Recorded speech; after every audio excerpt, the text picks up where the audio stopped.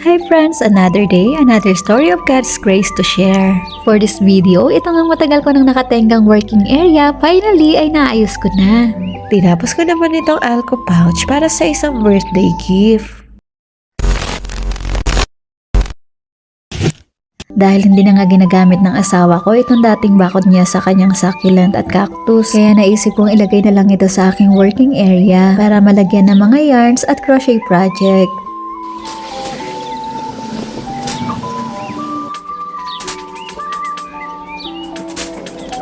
Pero dahil nga kinalawang na ito, kaya kailangan ko siyang pinturahan ulit.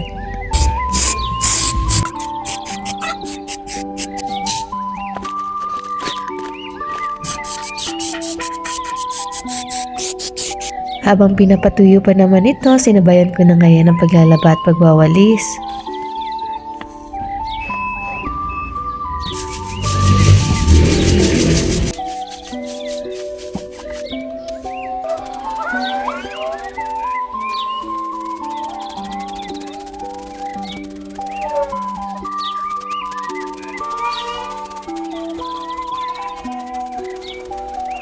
Sa point nga na to ay basa pa din, kaya nagbabad muna ako nitong mga puting damit.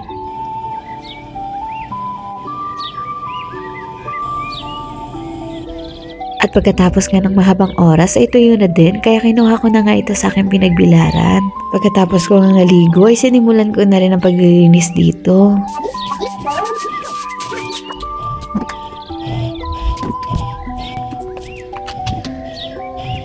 Naisip ko nga na ipatong na lang yan dito sa upuan at para nga presentable, nilagyan ko naman yan ng itim na tela. Pagkatapos nga sinimulan ko na rin ang pag-assemble nito.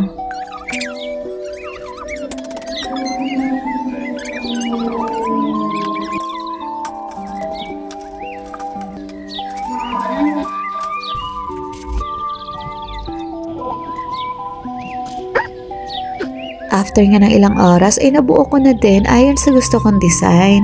Ganito nga yung naisip kong design para nga sa baba ay malagyan ko ng mga yarn habang sa taas naman ay yung mga natatapos kong crochet project. Nagandahan nga ako dito sa bago kong lagayan ng mga yarn kasi nga napaka-flexible dahil pwede ko nga siyang i-design sa kahit anong gusto ko. Pwede rin nga siya sa may mga tindahan. Kaya kung gusto nyo nga ng ganito, naglagay ako ng link dyan sa comment section. At pagkatapos nga, ito namang table yung aking nilinis.